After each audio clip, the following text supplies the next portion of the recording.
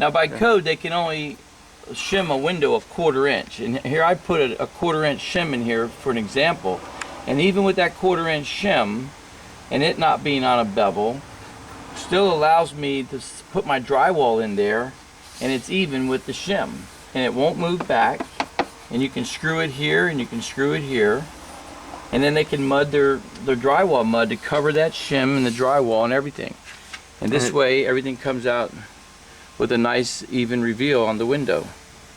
And you can see the entire window frame because we've eliminated the square buck and putting this on top of the buck, like this side, where the drywall has to go on top of the buck. And we're covering a 1/2 inch of the frame, or if it's 5/8 drywall, they're covering 5/8 of the frame. Yeah. That covers the frame. This does not.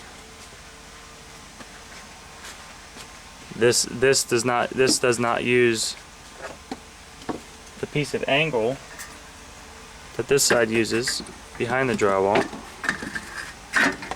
to gauge to the back of the frame, and then put that drywall on top of the angle. Everything is compounded on top of each other and compounds over the frame and everything. And we use this extra piece of material on this side. This is the house, this is the block. The buck has been beveled to allow the drywall to fill in the space. And sometimes the window frame itself is just a 1/2 inch, and when you put this 1/2 inch drywall wrap in there, you cover the frame completely if you can't get even with it. And then you can go to the back.